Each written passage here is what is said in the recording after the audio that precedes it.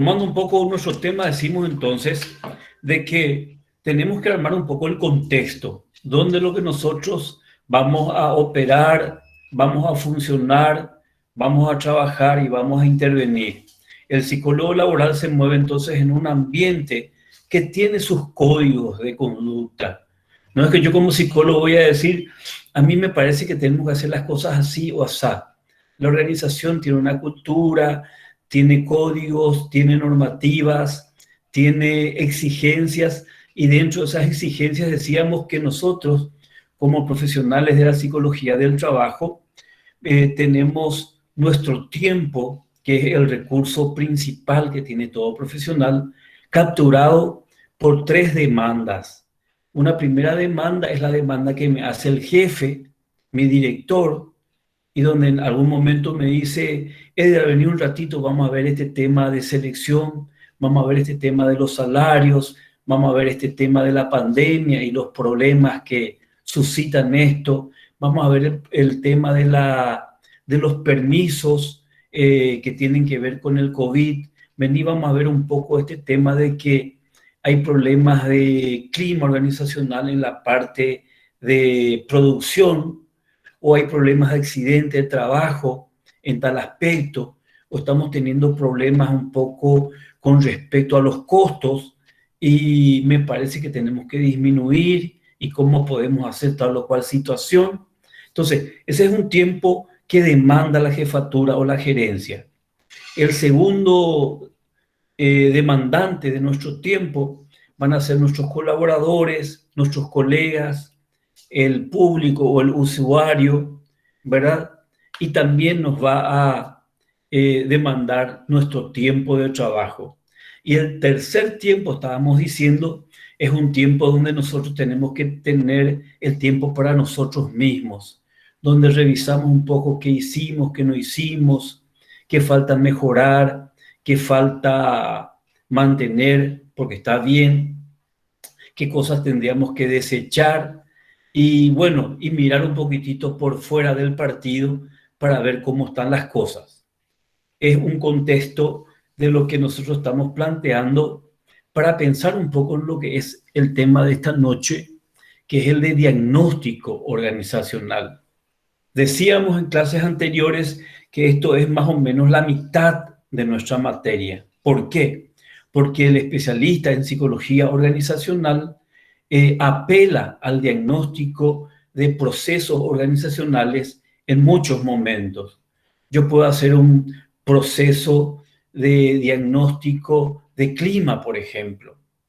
Cuando siento de que hay mucho conflicto, hay muchos problemas entre compañeros o entre sectores, hay algo que no está funcionando bien, entonces eso me demanda hacer un diagnóstico.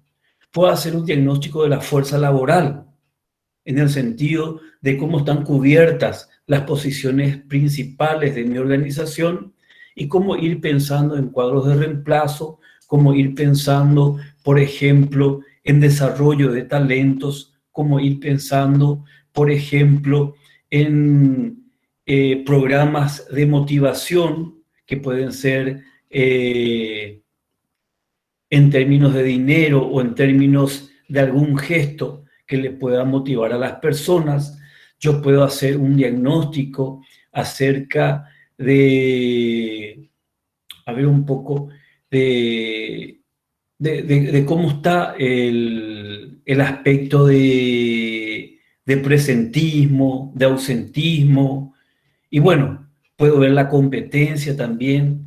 El diagnóstico lo hacemos en todo momento, entonces es un arma, es un caballo de batalla para el psicólogo organizacional. Bueno, en ese sentido vamos a ver un poco algunas respuestas que estuvieron dando ustedes en este trabajo, que tuvo 7 preguntas. Y la primera pregunta, si alguien se acuerda a qué se refería. Profe, Sí, la pregunta es, ¿qué es el diagnóstico organizacional? perfecto.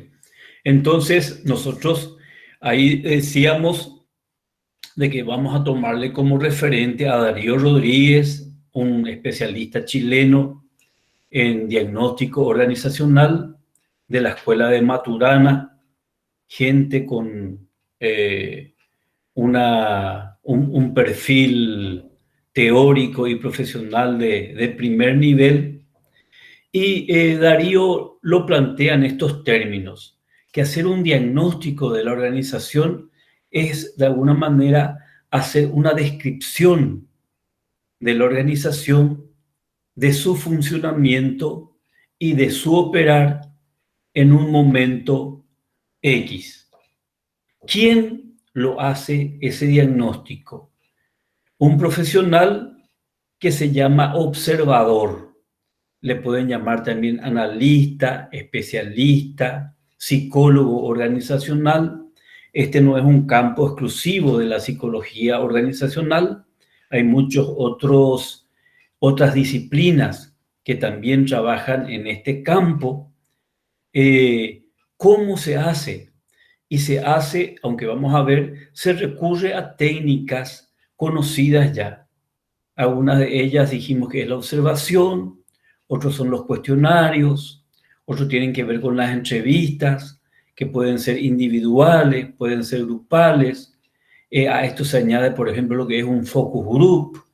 Se puede trabajar en seminarios diagnósticos, se puede trabajar en análisis documental, que también es una técnica que algunos consultores lo utilizan, ¿verdad? Entonces, uno tiene muchos recursos para describir cómo funciona una organización. Y acá vale otra vez la aclaración que hacíamos al principio de nuestras clases, de que cuando pensamos en la organización, estamos pensando básicamente en personas y en personas que están asociadas, que tienen funciones diferentes, que tienen jerarquías diferentes y que tienen objetivos. Esos objetivos son comunes y explícitos. Entonces, en este contexto, vemos que el diagnóstico puede darse en algunas de estas dimensiones relacionadas a la definición de lo que entendíamos por una organización. ¿Cuándo se hace? Y se hace a partir de una demanda que pueda surgir del área de recursos humanos mismos, de la dirección, de la gerencia o de alguna necesidad que nos pida de que hagamos un diagnóstico de algún aspecto de la organización o de toda la organización. También al observador se le llama consultor. Y acá he visto que muchas respuestas traían este elemento interesante porque distinguían entre consultor interno y consultor externo. Si yo soy un consultor externo, me llama a mi tío y me dice, Edgar, queremos que hagas un estudio de clima organizacional. Yo no soy de la empresa Tigo, pero soy un especialista en clima organizacional y me voy y desarrollo un diagnóstico de clima de las fuerzas de ventas, por poner un ejemplo. Pero en esas fuerzas de ventas y en Tigo, el gerente de talentos humanos de Tigo es Laura Villalba.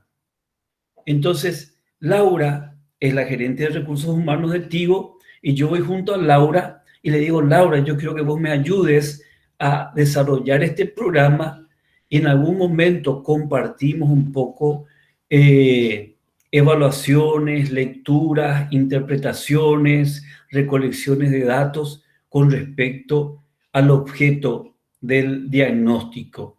En ese momento, Laura se convierte en una consultora interna, porque ya es de Tigo, pero va a trabajar conmigo, vamos a hacer un equipo situacional para trabajar este programa. Entonces, en mi caso, yo tengo la denominación de consultor externo, porque no tengo pertenencia a la organización, voy a trabajar para algo específico, pero Laura es designada por Tigo como la consultora interna con quien yo voy a estar trabajando al respecto. Entonces, vamos a responder un poco a las 6 o 7 preguntas que generalmente aplican los que trabajamos en ciencias sociales para darle calidad a una definición. Primero, el qué. ¿Qué es el diagnóstico organizacional? Entonces, es un proceso de describir el operar o el funcionamiento de una organización. ¿Quién lo hace? Lo hace el observador o analista o consultor, que puede ser interno o externo, puede ser el psicólogo laboral. Distintas denominaciones, pero es un profesional que está preparado, que tiene competencias y que tiene la formación adecuada para esto. ¿Cómo lo hace? A partir del uso de instrumentos y técnicas de diagnóstico y de evaluación. Y ahí hacemos la lista de cuestionarios, observaciones, entrevistas individuales, grupales, seminarios, focus groups, análisis documental, etc. ¿Cuándo? A partir de una demanda o un pedido que puede surgir de la dirección de la organización, de alguna gerencia o de algún grupo específico de trabajo. ¿Para qué? Es la otra pregunta vital. ¿Para qué? Es para tener información consistente, información pertinente, información adecuada para la toma de decisiones. Entonces, este es otro principio en el trabajo profesional. La información que se genera a partir de un proceso diagnóstico es a los efectos de tomar una decisión. Entonces, hacemos una encuesta de salarios. No hacemos porque somos curiosos nomás, sino porque queremos saber si nuestro personal está bien pagado y cómo está pagado con relación a la competencia, por poner un ejemplo. O podemos ver ahí si hay inequidades en la estructura salarial. Entonces la gente de ventas gana un montón de plata, la gente de producción gana un montón de plata, pero la gente de administración gana poquísima gente. Entonces hay gente insatisfecha, desmotivada y que se va de mi organización. ¿Para qué yo hago entonces un proceso diagnóstico y reúno información? Para tomar esa información y que la calidad de la decisión que yo tomara en ese momento le dé beneficios a la organización y a los objetivos que va persiguiendo. También podemos preguntarnos algo parecido a para qué es el por qué. Y el por qué es que hay muchas informaciones que no están disponibles en la organización. Es decir, son dimensiones complejas que para comprender o saber bien, yo tengo necesariamente que desarrollar un proceso diagnóstico. ¿Por qué? Si la información es sencilla, es accesible, ¿para qué hacer un diagnóstico? Con una aproximación inicial, uno puede tener una información, pero hay veces que esa información requiere de una construcción en proceso y esa calidad de información es lo que me va a dar a mí entonces la posibilidad de tomar una importante decisión. En ese contexto también hablábamos de que cuando nosotros trabajemos en procesos de diagnóstico organizacional, vamos a trabajar como observadores. ¿Desde dónde? ¿Cuál es el recurso que yo tengo para hacer un diagnóstico? Y aunque tengo instrumentos, tengo metodología, tengo técnicas, el observador es el elemento que ocupa la posición central en la construcción diagnóstica. ¿Qué significa esto? De que no hay aparatos, no hay software, no hay robótica, no hay otros recursos tecnológicos. Es el ser humano, es el especialista, es el consultor, es el psicólogo organizacional quien desde su mirada, desde su observación, va desarrollando la construcción diagnóstica de la organización. Por eso es que se plantea de que el observador ocupa una posición central en este proceso. ¿Y qué pasa con nosotros como observadores? Que observamos desde un recurso que se llama esquemas de distinción. ¿Qué es un esquema de distinción? De alguna manera, traducido un poco a lo que ustedes conocen mucho, es la forma en que yo percibo las cosas. Entonces yo estoy en la organización, observo, entrevisto, pregunto, hago una serie de técnicas, pero siempre lo hago desde mis posibilidades de lectura de la realidad sobre la cual estoy operando. Y hay cosas que voy a ver, que voy a notar, que voy a mirar. A lo que yo miro, noto, lo ubico, se llama distinción. ¿Qué significa distinción en ciencia? De que hay un montón de estímulos enfrente mío, pero de esos estímulos yo distingo tales, tales, tales y tales cosas. ¿Eso significa que yo percibo toda la realidad? No, es imposible percibir toda la realidad. Hay cosas que voy a distinguir y hay otras cosas que no voy a distinguir, que no voy a notar. Esas cosas que por mi esquema de distinción, por mi esquema perceptivo, no puedo ver, es lo que en epistemología y en el campo de la investigación se llama el punto ciego del observador. ¿Qué significa? Que en cuantas veces yo participe y estoy observando, estoy desarrollando un proceso diagnóstico, va a haber cosas que voy a ver y otras cosas que no lo voy a ver, porque mi esquema de distinción no me permite o porque distinguí otras cosas, otros estímulos, y hay algunos que se me pasaron o quedaron en segundo plano. Y dice la teoría de que en cambio va a venir otro colega, otro observador, otro analista, y va a ver cosas que yo no vi y que esta persona va a ver y va a distinguir. Y después me va a decir, por ejemplo, formamos un equipo de observadores y también está Jessica, también está Jorge. Y me va a decir, Jessica, Edgar, en esa reunión que tuvimos, yo noté que la gente joven es la que hablaba y aquella gente mayor se quedó en silencio, casi nadie opinó. Y mira, un poco no nos techen, sí, así mismo. Y bueno, ahí Jessica, ¿qué hace? Una distinción que en una entrevista grupal tuvimos, yo no lo noté, pero después cuando nos juntamos con Jessica y Jorge para integrar nuestras percepciones, nuestras distinciones, nuestras observaciones, algo que yo no distinguí o no noté, lo notó Jessica.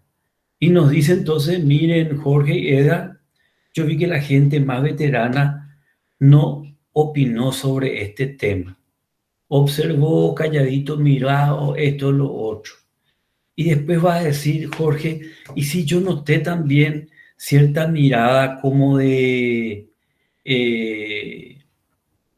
malestar o de desacuerdo, y aunque no lo dijeron, yo pude captar algunas miradas al respecto. Ah, bueno.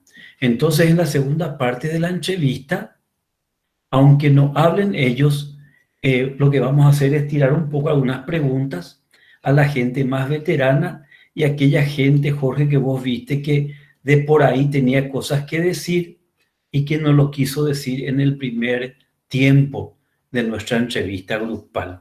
¿Qué ocurrió ahí? De que aunque yo estaba dirigiendo el proceso, pero estaba también a mi lado Jessica y Jorge, ellos también estaban observando, distinguiendo, y en el break que tuvimos para hacer la segunda parte, ellos comparten conmigo cosas que yo no vi, que yo no distinguí por mi esquema de distinción y porque estuve mirando otras cosas, pero en cambio Jessica, por su esquema de distinción, miró esas cosas y Jorge miró otras cosas. Y se nos pudo pasar otras cosas y se nos pudo pasar. Por eso, ninguna observación, ningún diagnóstico agota las posibilidades diagnósticas. ¿Qué significa esto?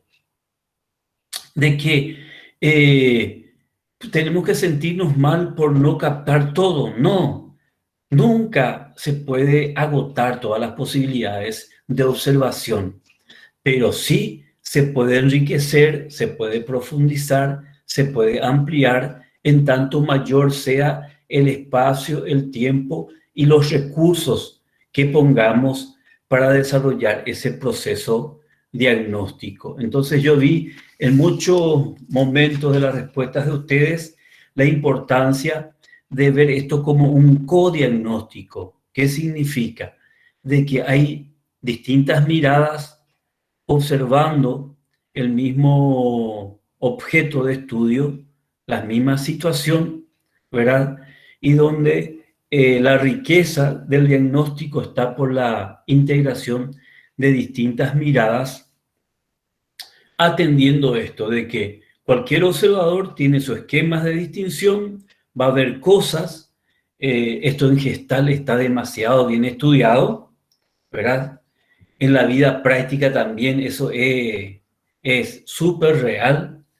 Hay un ejemplo que me gusta mucho de que siempre vos te vas por un camino a tu trabajo y nunca te diste cuenta que hay una tienda, por ejemplo, de venta de, a ver, pongo algo, eh, venta de camperas.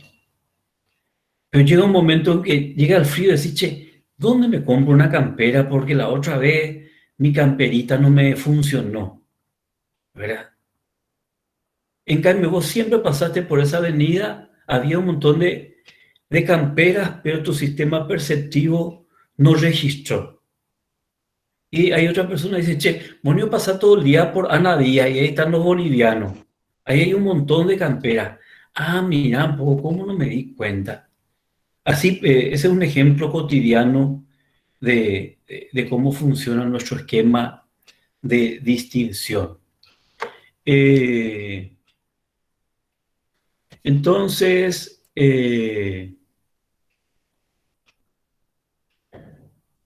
hay una carga subjetiva del observador, decían entre otra gente Karina y Lorena Chena, la importancia del codiagnóstico también, la relación entre el consultor interno y externo, lo registraron ahí.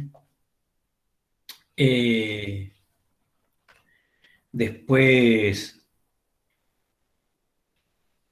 la Profe, interpretación de... el codiagnóstico sería que varios consultores estén dando su punto de vista para la observación, ¿verdad? El codiagnóstico podemos entenderlo, Lorena, en dos perspectivas.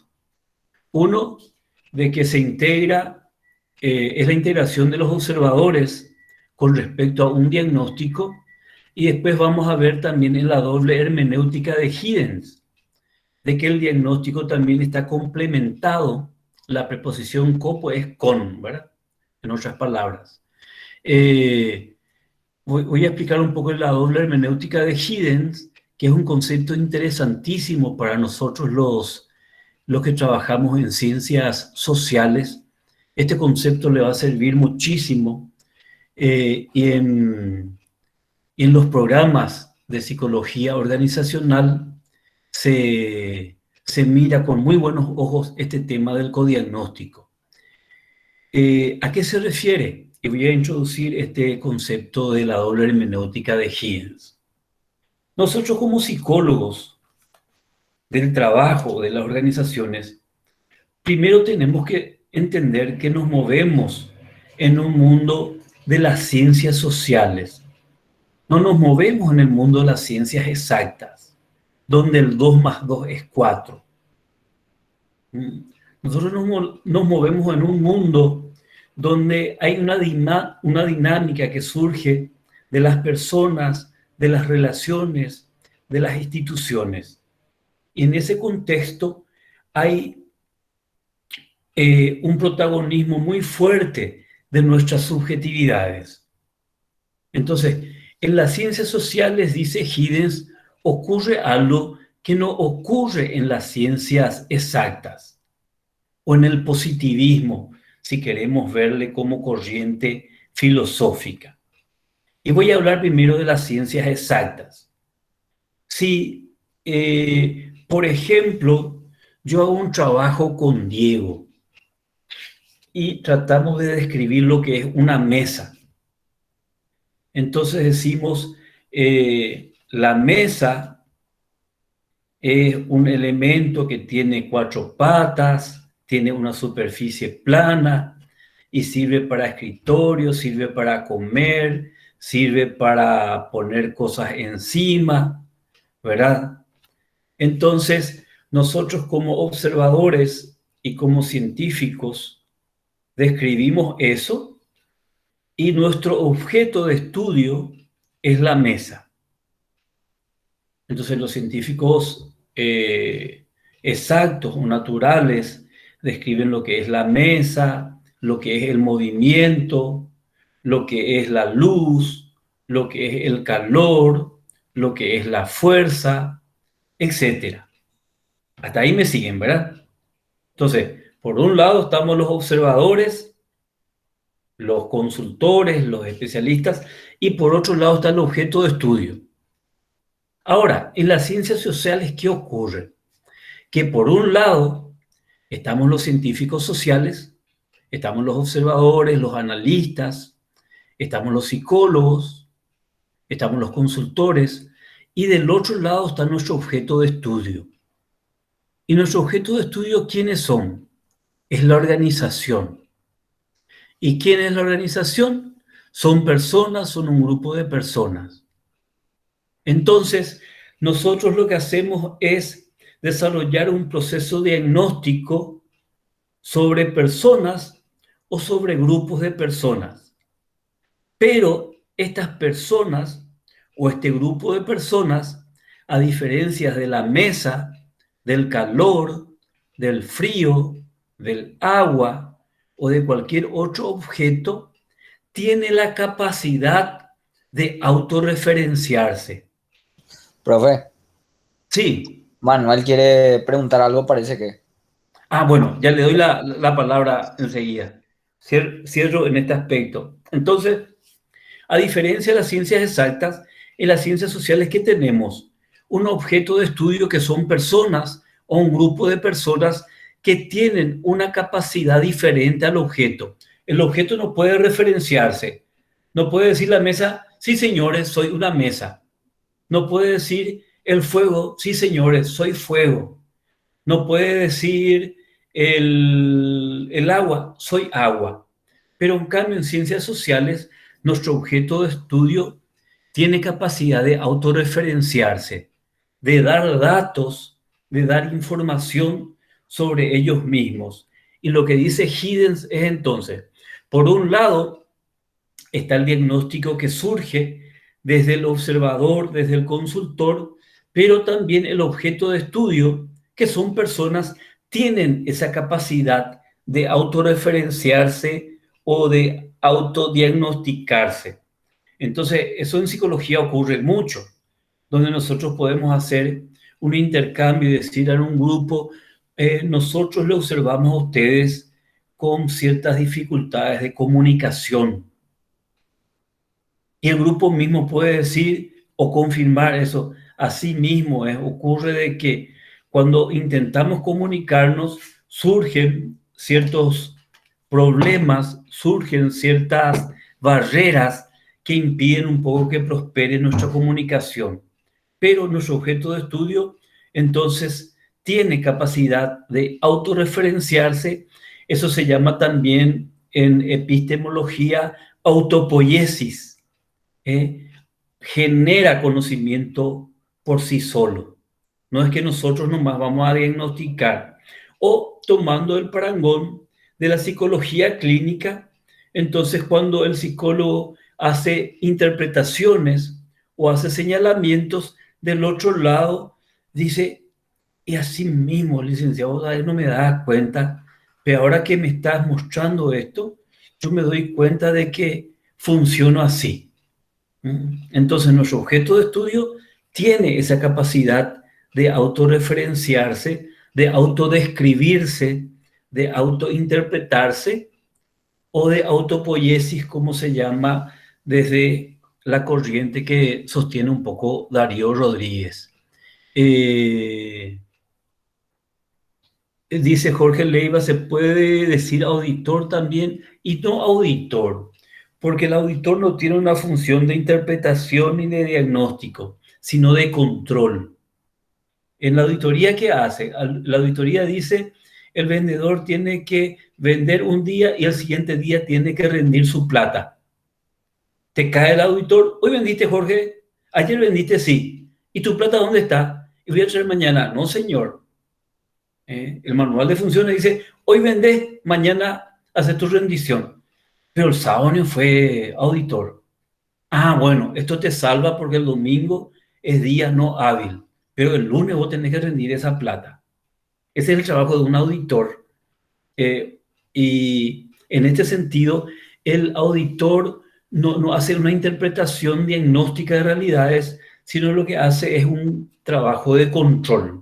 Por eso que al auditor le llaman también controller, que es una nomenclatura más anglosajona, ¿verdad? Pero ellos no hacen el trabajo que nosotros hacemos. Y cuando preguntan sobre ciertas referencias de control. Entonces, hay mucha diferencia entre lo que es un analista, un observador, un consultor, que es lo que es un auditor.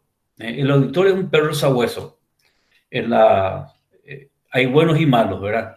Pero están para morder, es para decirte, te saliste del camino, viejo, ¿verdad? Ahora ellos no utilizan el punto ciego del observador, no hacen hermenéutica, ellos ven que lo blanco sea blanco y que lo negro sea negro, ¿verdad?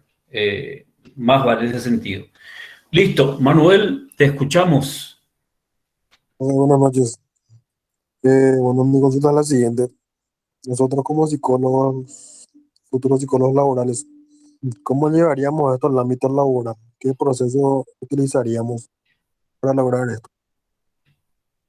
¿A qué proceso te referís principalmente, Manuel? Más bien al diagnóstico que daríamos a las empresas, a la observación.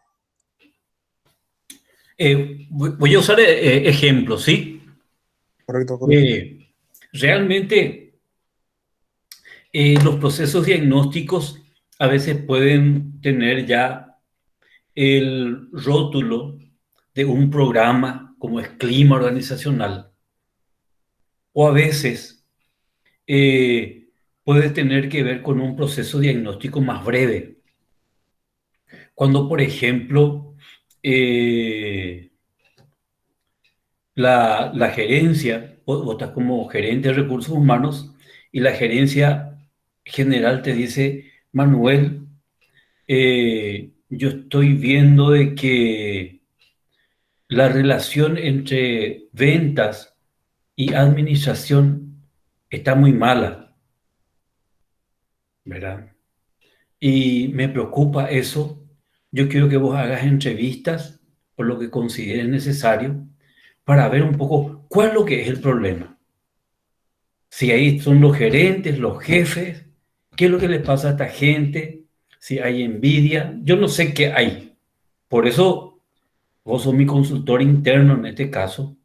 No sé si vas a traer a alguien de afuera o alguien de tu equipo va a ser, pero yo quiero que me traigas esa información. ¿Qué es lo que te pide Manuel ahí tu gerente general? Me pide que realice una observación interna de También sería el clima laboral, del inconveniente que hay dentro de la empresa, dentro de los sectores, dentro de los departamentos. ¿Qué te pide, perdón? También sería una observación, o sea, realizar una observación dentro de los departamentos, dentro de los inconvenientes que habría. Ya. ¿Y qué harías para tomar los datos y la información que te permita entonces darle una respuesta a tu gerente? ¿Qué utilizarías? ¿Qué recursos? Y justamente, profe, eso es lo que quiero saber, qué recursos, qué procesos yo realizaría para realizar eso. Bueno, una de ellas puede ser la entrevista. Ujú. Entonces le decía al gerente de ventas, che, necesito hablar contigo. ¿Qué pasa? Bueno, me voy a tu oficina, venía a mi oficina, y vos, Manuel, entonces la entrevisté y le decís, mira, en la organización se están dando estos problemas. Por un lado va las ventas y por otro lado va la administración. Y quiero un poco que me digas, eh, desde tu perspectiva, qué es lo que pasa, dónde está el problema. Le escuchás, sondeás, le pedís evidencia, le pedís una serie de cosas y después le agradeces y con otra entrevista le llamás a la parte de administración y haces lo mismo, ¿verdad? Supongamos a partir de esas dos entrevistas tengan más o menos ya una idea más integrada de qué es lo que está pasando. Puedo decir, no, voy a hablar también con algunos vendedores y con algunos funcionarios de administración. Voy a meter más mi cuchillo para ver qué hay acá. Y eso lo puedes hacer desde entrevistas, desde observaciones, observar un poco los documentos que se van, los que faltan, ves un poco cuáles son los problemas que surgieron, si se trata de las mismas personas o todos lo tienen el mismo problema, pero a veces ocurre de que solamente fulanito, menganito lo que tienen problemas, el resto no tiene problemas, pero generalmente entre tal y tal persona se da. Cuando vos tenés toda esa información, ¿qué es lo que hiciste? Juntaste datos, hiciste una información más ampliada y después lo que tenés que hacer es integrar todo esto y te vas y le decís al gerente general, a partir de esto, esto y esto, yo veo de que el problema es esto. ¿Qué faltó ahí, Manuel? Vos hasta podías hacer una reunión inclusive con la presencia del gerente de venta, gerente de administración y otra gente para juntar más información, esa lo puedas integrar y después le decía al gerente general, mire, el problema tiene que ver con tales, tales y tales puntos. Ah, interesantísimo, Manuel. Eso yo no sabía, eso no sabía también el gerente de ventas por su cuenta, ni el gerente de administración por su cuenta, pero como vos lograste integrar los datos, la información, los problemas, la naturaleza de esas dificultades, vos lo que hiciste es una construcción diagnóstica de un problema puntual de la organización.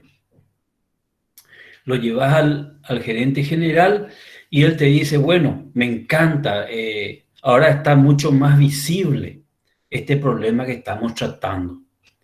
Y Manuel, ¿cuál es tu opinión? ¿Qué hacemos? Te tira el desafío.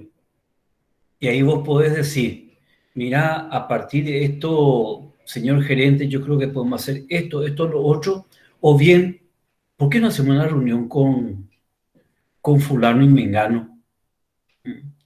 Lorena, que es la gerente administrativa, y Jorge, que es el gerente de venta. Y vamos a poner una mesa redonda y que ellos mismos planteen las soluciones. ¿Eh? Entonces, sí, arma esto para el... Vamos a almorzar juntos, mandar traer algunos bocaditos y 2 horas vamos a reunirnos. No salimos de mi oficina hasta encontrar la solución. Y vos, Manu, vas a coordinar un poco esto. Yo voy a ponerme de observador y si algunas cosas tengo que martillar, dejarme a mi cargo, pero vamos a manejarnos en esta situación. No sé si con este ejemplo te ilustra un poco, Manuel, cómo se daría en un ejemplo práctico y muy frecuente en una organización. Sí, Profe, en parte sí, profe, pero hay veces que no es, digamos, no es así de fácil relacionarse con otro departamento, ¿verdad? Justamente que no sea fácil lo que está bien, porque eso nos hace necesarios. Eso profe, nos hace que tengamos un valor agregado que dar a la organización. Porque las habilidades humanas, comunicacionales, de negociación, de acuerdo, eso es oro cuímano para las organizaciones. Las organizaciones están llenas de gente técnica, muy competentes, muy preparadas, pero cuando tenés que trabajar con el otro, ahí se arma el problema. Sí, Mm. así. Es lo mismo cuando jugás fútbol y todos jugamos fútbol, pero ese Neymar es un carácter ahí, es un pichadito. eh, y también lo es Casimiro y también es así. Entonces, vos tenés que lograr que ellos cooperen, no que rivalicen. Y muchas veces en las organizaciones, entre cooperar y competir y rivalizar, hay una línea muy fina. Y esas son las oportunidades que tenemos nosotros de enriquecer la organización a partir de nuestra disciplina, de nuestro saber, de nuestra experiencia. sí. ¿Es fácil? No es fácil. Tenemos que prepararnos. Ahí vamos a tener éxito a veces no, pero por ahí un poco va el tema. Acá José quiere decirnos algo para eso. Sí, para complementar nada más lo que estabas diciendo nomás, profe, ¿verdad? De repente va a haber cierta resistencia, ¿verdad? Al famoso cambio, ¿verdad? O al hecho de que ustedes quieran realizar un diagnóstico en alguna de las áreas, ¿verdad? Ahora, ¿dónde cobra importancia y por qué lado, vamos a decir, se le juega, por así decirlo, a los jefes? Es tu diagnóstico en qué va a ayudar a la empresa, en qué va a ayudar, por ejemplo, hagamos un ejemplo, supongamos que en el área de ventas de una empresa están mal, ¿verdad? Porque no tenían un plan de incentivos, ¿verdad? Para los vendedores. Entonces, con la implementación de tu plan, ¿verdad? Se ve cómo los números van mejorando. O sea, la idea es traducir este diagnóstico organizacional, este plan que ustedes van a hacer del clima, ¿verdad? Del desarrollo en millones de guaraníes, ¿verdad? En millones, que eso sea rentable para la empresa. O sea, estos cambios, ¿qué beneficios monetarios van a traer, por así decirlo, para el empresario? Porque, ¿qué es lo que quiere el empresario? El empresario quiere ahorrar plata y quiere ganar más plata. Y si tu plan de diagnóstico le va a ayudar a eso, yo estoy completamente seguro que sí van a apostar a eso. Y de hecho que muchas empresas están apostando de a poco a lo que es la implementación de todo lo que es el desarrollo organizacional. O lo que, ejemplo, ¿verdad? Supongamos que en la empresa el nivel de rotación es muy alta, ¿verdad? Por X situación. Vos que trabajás, Manu, creo en el área de salarios, sabrás todo el tiempo que perdés calculando siempre las liquidaciones de tantos funcionarios. Y si tu plan puede ayudar, ¿verdad? A bajar el nivel de rotación, a disminuir eso, quieras o no, es también un ahorro para lo que es la empresa. O sea, a lo que voy es que quieras o no, todas las empresas en algún momento tienen que invertir en lo que son planes de desarrollo organizacional, o si no, van a estar destinadas en algún momento al fracaso. Capaz puedo ser muy dramático en lo que digo. No sé vos qué pensás, profe. Sos muy dramático. Bueno, vamos a escuchar un poco a Ana. Ana Villagra levantó la mano, tengo acá en mi pantalla. Sí, Disculpanos, Ana, que no somos tan rápidos en asignar la palabra. Sí, Ana. no te preocupes, ¿qué tal, profe? Yo quería Bien. aportar nomás un poquito, porque hace rato escuché el comentario de Manu de la resistencia a trabajar en equipo por sectores, ¿verdad? Entonces, yo en mi experiencia, bueno, yo volví a la facultad después de 5 años más o menos, entonces mi experiencia es, como su nombre dice, empírico, ¿verdad? Entonces, estoy en recursos humanos y en reclutamiento. Y para lo que es capacitación y desarrollo, generalmente lo que se hizo en la empresa donde estoy es como que cada jefe de área empezaron con las reuniones gerenciales o de jefaturas, ¿verdad? Nosotros trabajamos directamente con el directorio de la empresa, entonces viene así, digamos, la orden como escuché hace rato, necesito que pase esto con el área de ventas. Pero para que pase eso, cada área de recursos humanos, auditoría, contabilidad, necesitaba como que, digamos, ponerse todo en una misma línea para poder hacer un plan general de capacitación de todas las áreas para que ventas puedan lograr una campaña, por ejemplo.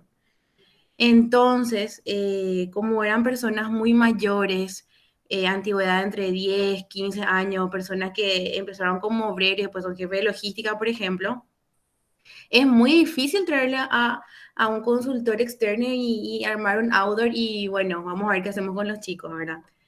Entonces ahí lo que yo creo que es interesante el empezar a trabajar con cada líder de equipo y que ellos traigan las ideas para ver cómo de a poquito ir metiendo el cambio, ¿verdad? Muchas veces los directores quieren todo para ayer, para esto urgente, pero yo creo que es algo que es invertir en el tiempo para que salga algo interesante, ¿verdad? No sé si eso podría ser un camino también y no sé si todas las empresas nacionales estarían contando con esa posibilidad de hacer esas reuniones gerenciales que son tan importantes. Interesantísimo, Ana, tu comentario.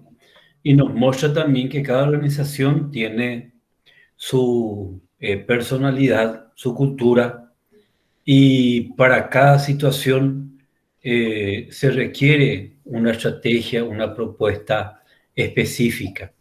Es decir, no hay recetas globales, sino hay de repente ciertas recomendaciones que sean adaptables.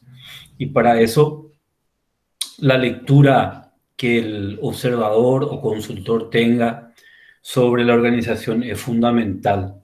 Y más todavía si a la problemática que se diagnostica se sume lo que algunos le llaman la solucionática. Es decir, lo que estabas diciendo, Ana, que desde la misma línea de jefatura se genere también ciertas líneas de solución o de alternativa de solución. Muchos coinciden de que hay mucha sabiduría y hay mucha riqueza en esa forma de abordar la cuestión. También le tenemos aquí a Meli y a Ilan. Te escuchamos, Melissa. ¿Qué tal, profe? Buenas noches. Buenas Mi noches. consulta es la siguiente. Hermenéuticamente hablando, entonces, ¿cómo yo voy a poder llegar a la practicidad en el ámbito laboral? Lo que sería, en este caso, el diagnóstico organizacional. Bueno, la hermenéutica, que aunque ustedes ya lo definieron bien en el trabajo, la hermenéutica aplicada al diagnóstico organizacional no es otra cosa que comprender lo que estamos diagnosticando e interpretar. Entonces, una cosa es recoger datos, otra cosa es que esos datos uno lo convierta en información. Y otra cosa es que con la información recabada yo pueda comprender lo que estoy investigando y tener una interpretación al respecto.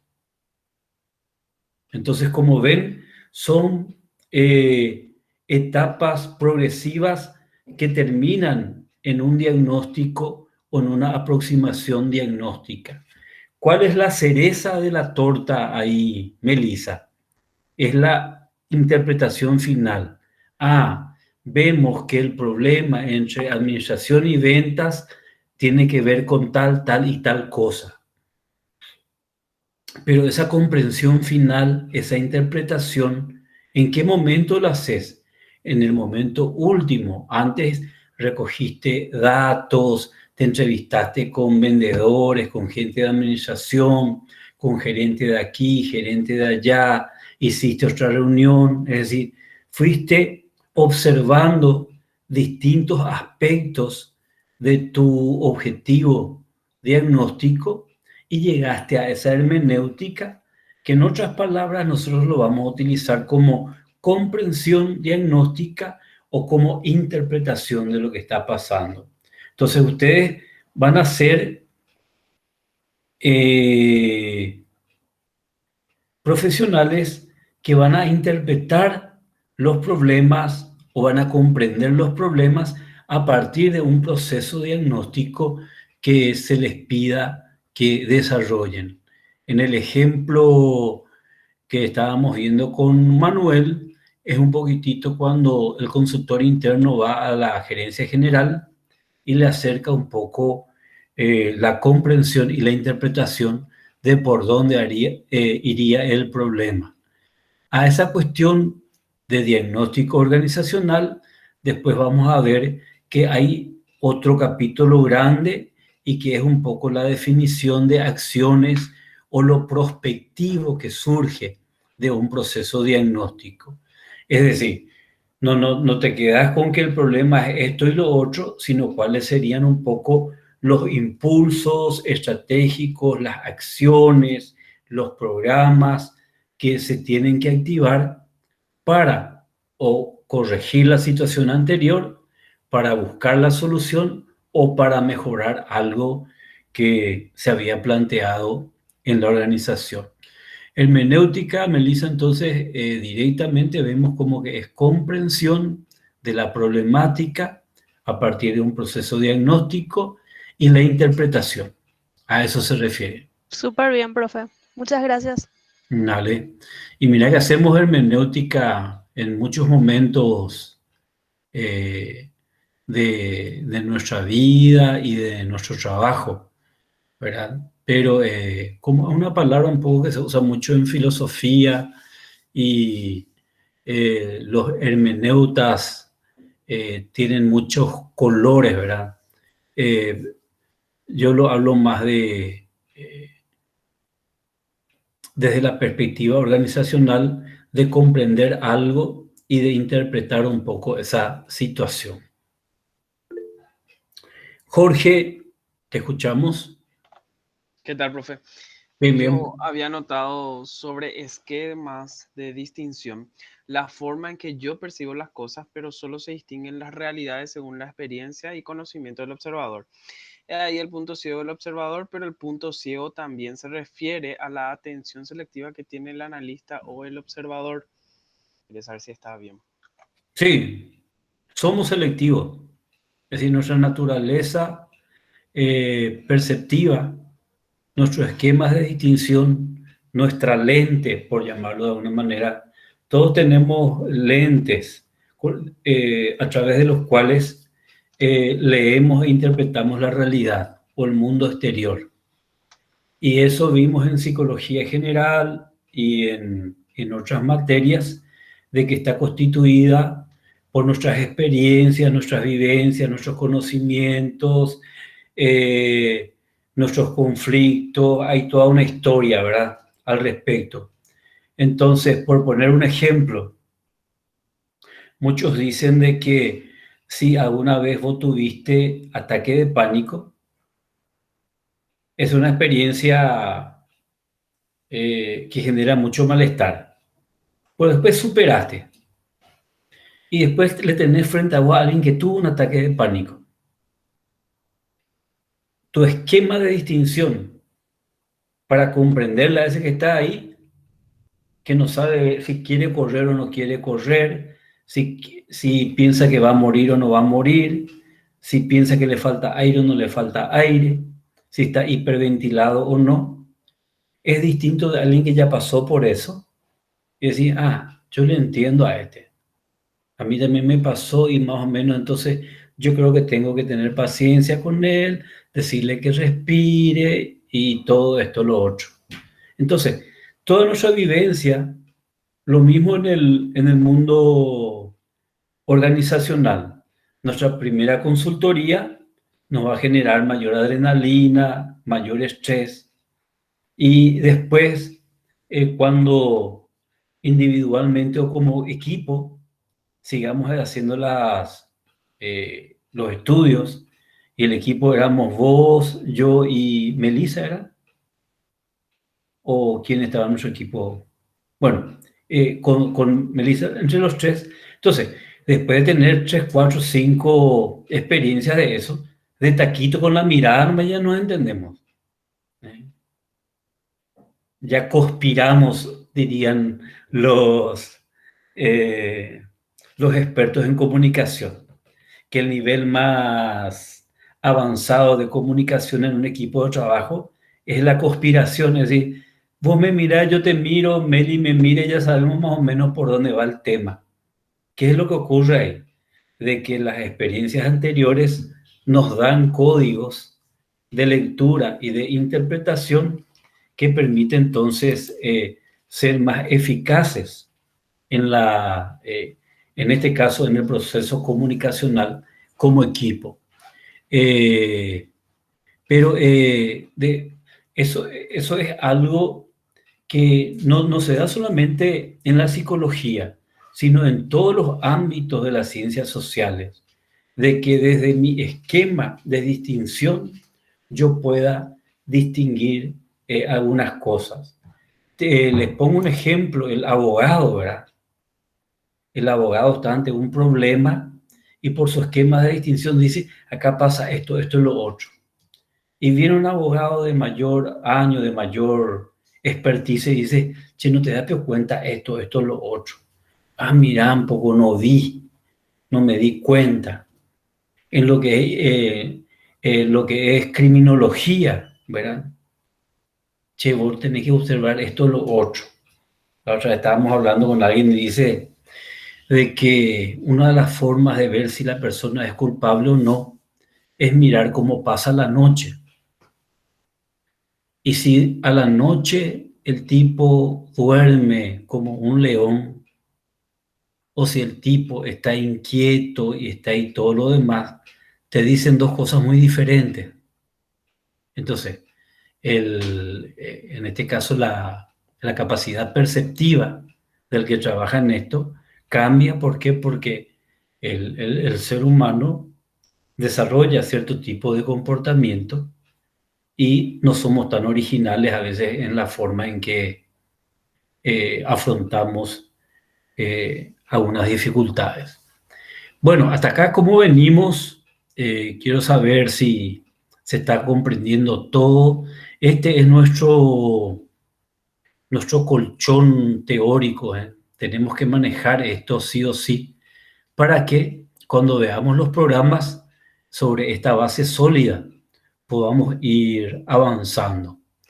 Me alegra que esté siendo grabado esto, porque más o menos yo contabilicé cerca de 65, 70 personas y estamos conectados 32 nomás.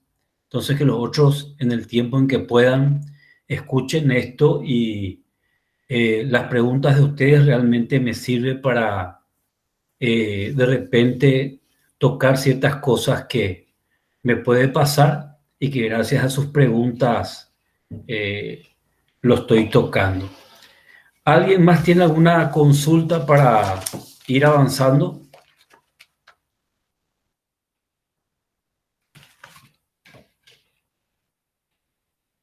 El silencio yo lo asumo como que no, ¿eh? Entonces, avanzo un poco.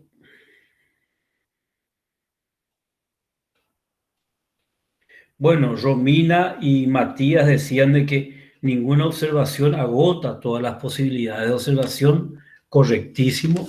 Vamos a ver que en cambio se puede ir ampliando, se puede ir profundizando, se puede ir agudizando el proceso diagnóstico. Pero es muy arriesgado decir de que yo tengo la capacidad de agotar toda la observación en un proceso diagnóstico. Es muy difícil eso. ¿Qué otros comentarios?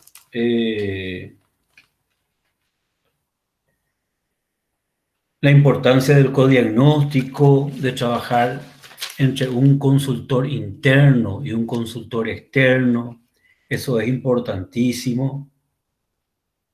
Se habló también sobre la biopraxis. Varios de ustedes hablaron de biopraxis, que hace referencia un poco a la historia de vida de uno y cómo uno operó en tal o cual situación, cómo eso afecta un poco el tema del diagnóstico. Que también ¿por qué? ¿Se acuerdan que fue una de las preguntas que no, creo que 5 nomás contesté de las 7? Muchos dicen de que el diagnóstico sirve para medir la efectividad de una organización. ¿Qué significa? ¿Cómo opera? ¿Cómo funciona? ¿Cuáles son sus puntos fuertes? ¿Cuáles son sus puntos débiles? Y si es efectiva. ¿Qué significa esto? Si logra o no sus objetivos, ¿verdad? Esa es otra razón muy importante del diagnóstico organizacional. Entonces decíamos de que es un proceso donde se describen las cosas, se interpretan, se describe la forma en que funciona y opera y se valoriza también sus puntos fuertes, sus puntos débiles, sus necesidades, sus competencias más importantes y si es efectiva o no, es decir, si logra o no sus objetivos. El diagnóstico es un esfuerzo de conocimiento también. ¿Qué significa?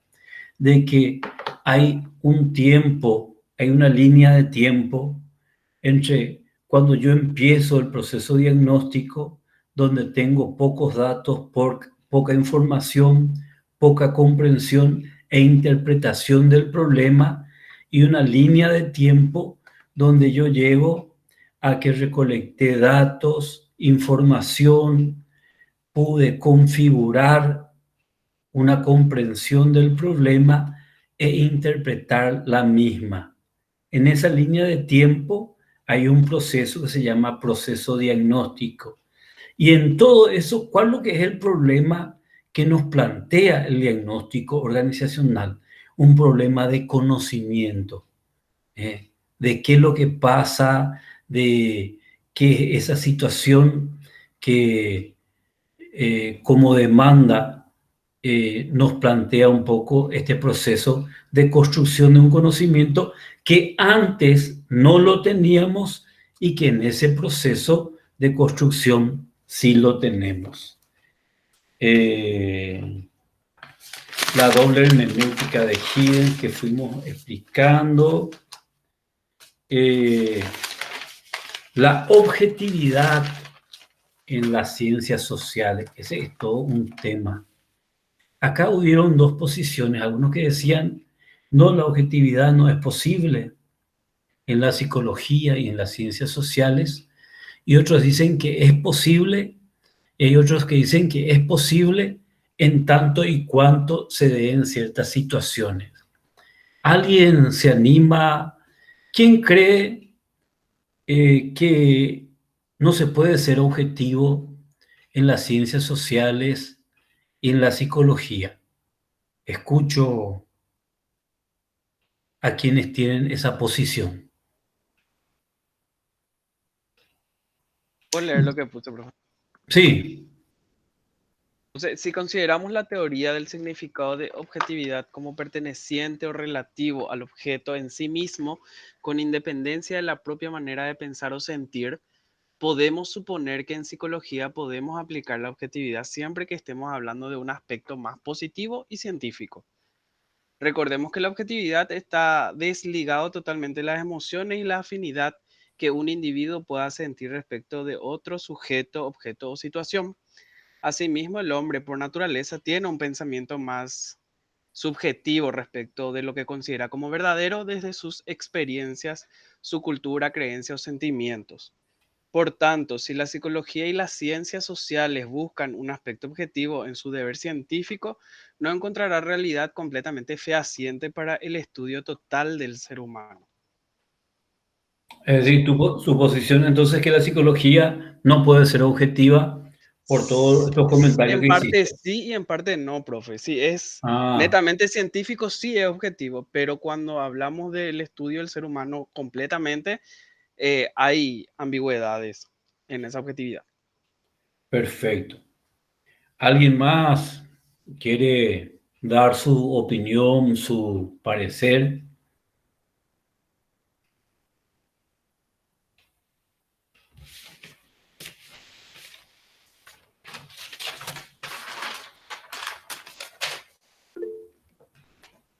Sí, Jessica, Jessica Ferreira, te escuchamos. Buenas noches, profe. Buenas noches, compañeros. Para mí es objetiva completamente porque nos basamos en técnicas, métodos para llegar a algo. Por eso yo estoy de la parte que todo es, o sea, que la psicología es objetiva, porque es una ciencia que tiene sus métodos y Mm, técnicas. perfecto. Eh, Jessica es defensora entonces de que la psicología puede ser objetiva y porque entre otras cosas tiene los métodos, realmente el método científico es lo que se plantea ahí y los instrumentos necesarios para esa situación. ¿Alguien más quiere dar su opinión?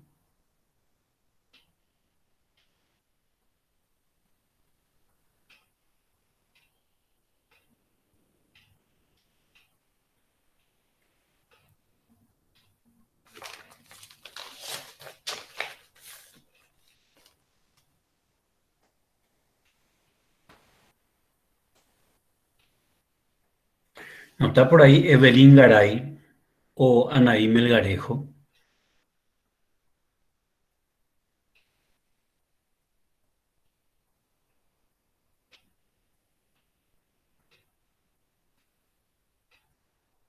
No, no están las compañeras ahí. Evelyn Garay o Anaí Melgarejo. Puede ser Larisa Soljancic o Laura Villalba también.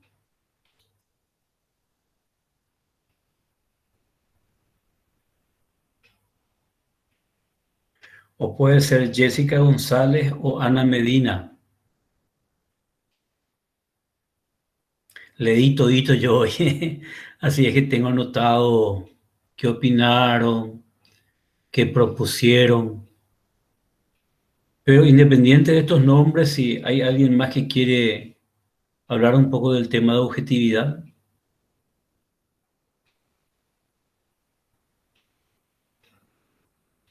Bueno, entiendo que no. Bueno, este tema es interesante de por lo menos tratarlo desde ciertas consideraciones básicas. Es un tema un poquito complejo, profundo. No hay todavía un acuerdo sobre lo que es objetivo y subjetivo. ¿En qué sentido? En que dicen que inclusive en las ciencias exactas o en las ciencias positivas, el tema de objetividad no es tanto así, porque, por ejemplo, hay algunos expertos que dicen la ciencia matemática, por ejemplo, es exacta o es objetiva, y sí dicen, y vos le decís, bueno, y demostrame cuál es el menos uno. Existe el menos uno. Y ahí muchos responden de que la ciencia se mueve mucho por consenso, por llamarle a este uno, a este dos y a este tres. Pero en la realidad esto no es ni uno, ni dos, ni tres, si son acuerdos acerca de que a esto llamarle uno, a esto dos y a esto tres, ¿verdad? Y en el desarrollo de la ciencia se vio también que ciertas cosas que parecían irrefutables o verdades últimas, después fueron eh, consideradas como desacertadas, como no verdades, y surgían otras verdades al respecto. Hay un epistemólogo muy conocido falleció hace poco en Argentina, Mario Bunge, que decía que la psicología es una protociencia. ¿Qué significa? De que es una disciplina que está por ser científica, pero que todavía no es científica. Porque si se toma el método científico más al estilo de las ciencias naturales, como que habría ciertas dificultades de aplicación al respecto. Maturana, que es un biólogo, hace poco falleció, una persona reconocida por universidades tan importantes como la de Harvard, decía de que la objetividad se entiende a partir de la adecuación de ciertos criterios de validación aprobados por la comunidad científica. Es decir, para que sea objetivo, deben haber ciertos criterios de validación que permita definir de que tal cosa es científica o no, ¿verdad? Y ahí es donde las ciencias sociales tienen mucha fuerza y se plantea esa objetividad en tanto y cuanto puedan definirse estos criterios de validación y el consenso de la comunidad científica con respecto a tal o cual situación. Entonces, ahí como decía Jorge en un momento, sí, hay mucho componente subjetivo porque el observador mismo se mueve desde la subjetividad.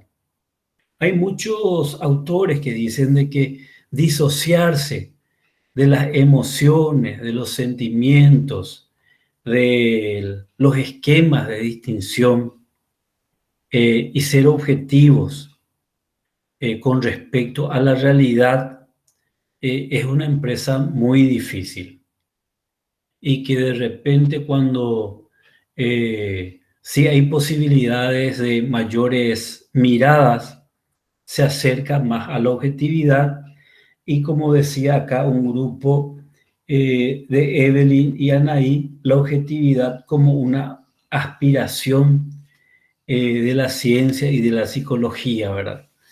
De que a partir de ciertos rigores que se aplique al método científico, se puede lograr algo más cercano a la objetividad. Pero que esa disociación que algunos colegas hablan un poco de no contaminar con las emociones, con los sentimientos, con los preconceptos que uno tiene, a veces es una empresa bien difícil. Y bueno, no sé si a esta altura del campeonato hay algo que haya quedado en el tintero. Me parece que contestamos todas las preguntas. José Luis, no sé si qué observaciones te parece importante hacer antes de ir cerrando este encuentro. No, y como vos dijiste, profe, que la objetividad, si bien se ve como algo, como un camino bastante complicado, más cuando hablamos de las ciencias sociales, creo que se podría llegar a un punto medio al tratar, ¿verdad?, de no meter la parte de los sentimientos o las emociones cuando hacemos nuestras evaluaciones, cuando hacemos justamente todas las observaciones, entre otras cosas, ¿verdad? Perfecto. José, ahí yo te pregunto, por ejemplo, en los procesos de selección. Sí. No es fácil disociarse y ser objetivo, porque aunque no nos demos cuenta, a veces nos simpatiza más cierto perfil de personas que otro perfil de personas. Y a veces no nos damos cuenta de eso, ¿verdad? Y a veces eso define un poco nuestra decisión o nuestra balanza con respecto a preferir un candidato a otro. Sí, totalmente. Realmente es como que siempre queremos direccionar hacia la gente que queremos que ingrese dentro de la organización. Uh-huh. Ahí entra, como vos decís, la parte de la observación. Así mismo. Hay un libro que escribió un psicólogo muy conocido, Paul Waslavi. Él es un referente de la Escuela Sistémica de Palo Alto, California. Este libro se llama ¿Es real la realidad? Y muestra él cómo la realidad, como lo que realmente está en el mundo externo, es muy difícil de adecuar y de describir, porque esa realidad externa solo es percibible por nosotros, solo es reconocible por nosotros desde una experiencia.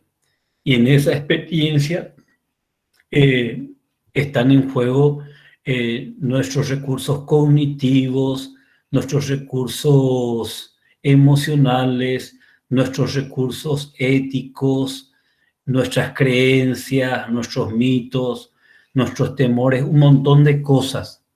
Entonces, cómo en ese sentido se mezcla fuertemente ese componente que le llamamos subjetivo en las observaciones y en las distinciones que hacemos de los objetos, de las situaciones y de las personas en todo momento. Es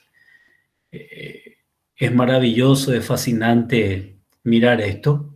No nos tiene que preocupar, al contrario. Tenemos que ver como que es un espacio de crecimiento, de desarrollo, de oportunidades en este caso. Bueno, Lorena, ¿nos olvidamos de algo? Hola, profe, que yo haya anotado, están prácticamente todo el contenido del cuestionario que hicimos. Bueno, excelente. Por si ahí queda algo en el tintero, le escriben a Lorena y ella me pasa por WhatsApp y yo les repaso a través de Lorena para que ustedes lo tengan también. ¿Qué sigue con esto? Que estamos dando diagnósticos, vamos a tener otra clase más donde voy a ir incorporando otros elementos al respecto y quiero que lean un poco de esas técnicas de entrevistas, repasen un poco lo que es observación, cuestionario, entrevista individual, grupal y otras cosas. Son nuestros caballitos de batalla. Media hora le quiero dedicar un poco a las entrevistas. Nosotros como psicólogos laborales debemos ser buenos entrevistadores. Y lástima que no es presencial en vivo y en directo esto. ¿Por qué? Porque a veces el aprendizaje surge de que nosotros podamos observar ciertas cuestiones que después lo podamos aplicar a nuestro repertorio profesional, ¿verdad? Si yo les digo a ustedes, bueno, cuando van a entrevistar, deben saber que tienen 3 tiempos: abrir la entrevista, desarrollar la entrevista y cerrar la entrevista. Sí, profe, nosotros sabemos esto. Bueno, pero también hay un tiempo anterior, que es planificar la entrevista. Y al planificar tenés que definir si va a ser una entrevista abierta, semiestructurada o estructurada. Y ahí ya vamos complicando la cuestión. Y bueno, la entrevista individual lo usamos en selección, lo usamos en clima, lo usamos en capacitación, lo usamos en salario, lo usamos en un montón de situaciones, y la calidad de nuestras entrevistas va a darnos mucha ventaja, mucha chance para conquistar espacios a nivel profesional. Entonces, podés tener alguna que otra renguera profesional, pero no podés darte el lujo de no ser un buen entrevistador. La escucha activa también tenemos que hablar de eso. Cómo tenemos que aprender a escuchar, tenemos que aprender a parafrasear, a hacer espejo. Y otras cuestiones que otra gente en su disciplina no maneja, pero que nosotros no podemos darnos el lujo de no manejar. Tenemos que ser cancheros en ese ámbito. Esta grabación, José, ¿cuándo podemos tener disponible? Yo creo que una vez que termine este, no sé si este tiene un proceso para descargar y voy a ver si puedo subir a la plataforma o pasarle a Ronaldo para que suban el canal. Ya. Cuando tengan un poco, pasame. Quiero... mañana por ahí tengo un tiempo libre y quiero escuchar un poco.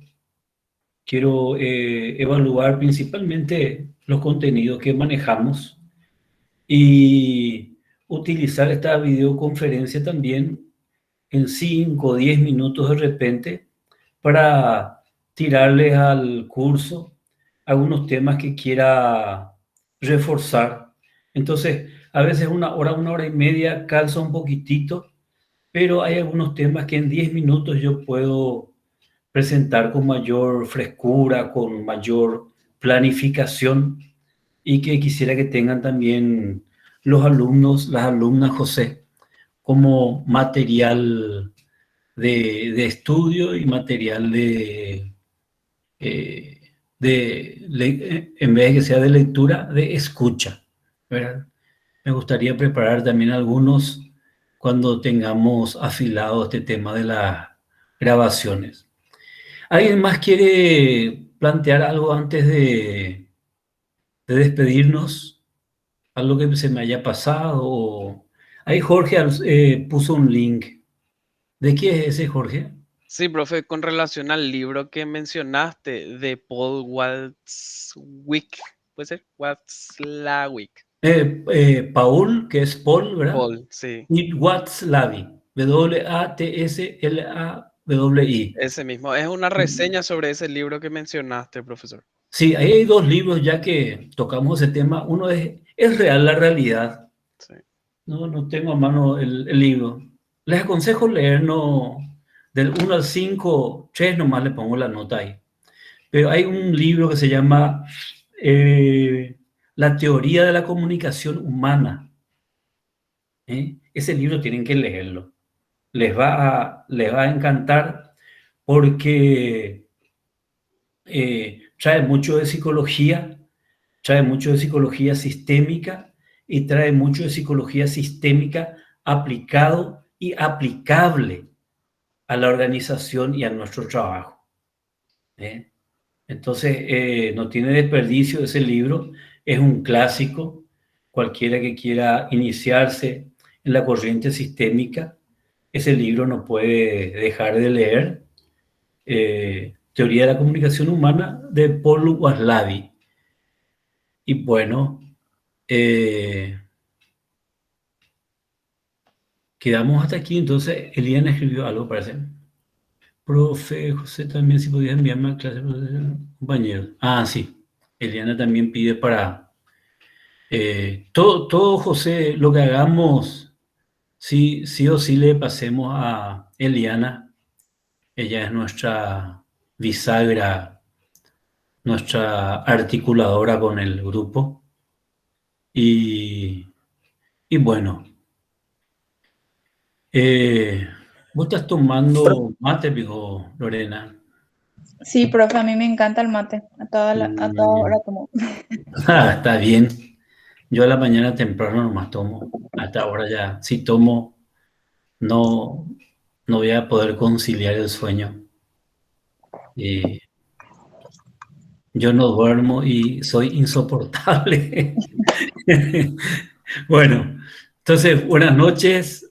Nos vemos. Profesor, antes que se retiren todos, quisiera hacer un pequeño aviso para los compañeros. Claro que sí, Ronaldo. No tiene nada que ver con la clase, pero No, con no hay las problema. clases sí. Para los compañeros que no tienen grupo de psicología aplicada, prácticas de psicología aplicada 1, por favor, si me escriben al privado, porque quiero cerrar ya las planillas. Nada más. Muchísimas gracias, profe. Vale, Ronaldo. Y bueno, que tengan buenas noches. Nos vemos el viernes si Dios quiere. Y en el transcurso de la semana vemos este video. Quienes estuvieron conectados, vean otra vez, porque esto entra por repetición, no entra por de una nomás. Hay que repetir, repetir, repetir y queda mejor el concepto, más claro. Y si queda más oscuro, es bueno también. Las preguntas, las interrogantes forman parte de nuestra formación. Entonces, no se trata esto de dar respuestas nomás, sino de generar preguntas. Eso es lo que es importante en la ciencia. Las respuestas se dan en muchos lados, pero generar preguntas te hace crecer mucho como profesional. Y bueno, ahora sí que ya nos despedimos, ¿sí? Chao, chao, que tengan buenas noches. Chao, Chao, chicos. profe. Muchas Chao, gracias, profe. profesor. Hasta Buenas luego. noches. Chao, profe, gracias. Chao, chao. Chao, chao.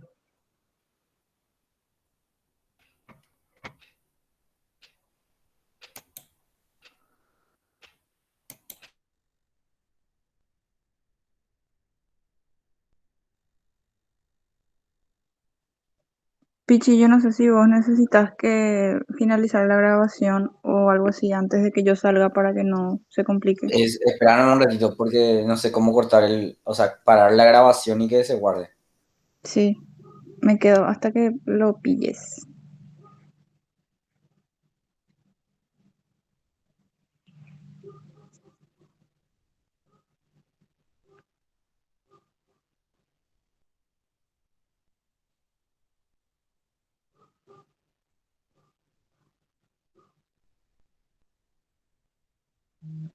Le voy a llamar a Ronaldo para asegurar. Bueno,